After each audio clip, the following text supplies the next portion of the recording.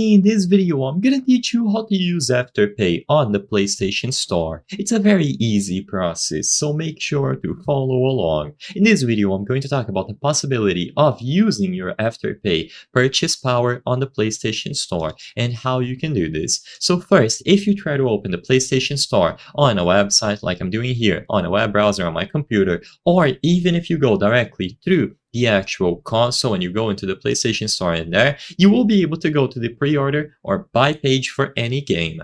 Now, what you will notice immediately is that even after you sign into an account and you proceed to checkout, there won't be an option to use Afterpay.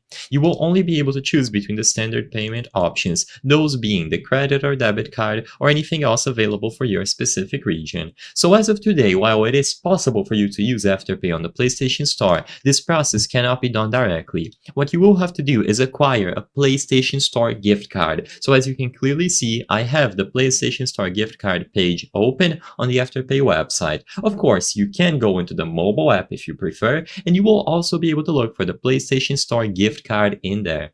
Like I said, because Afterpay is not offered as a direct payment method, we have to use Afterpay to acquire the PlayStation gift card, and only afterwards you will be able to redeem the card into your account. So all that you have to do is, instead of purchasing a game or an expansion pack or whatever it is that you want to acquire directly on the PlayStation Store, you need to acquire a PlayStation Store gift card first. Keep in mind that these are available periodically, so maybe during the time that you are watching this video, Afterpay is not offering PlayStation Store gift cards, but if you see the option here, you just have to acquire the PlayStation Store gift card through the Afterpay mobile app, and after you do, redeem it into your account. You will then be able to buy or pre-order any games, any expansions, anything available on the PlayStation Store.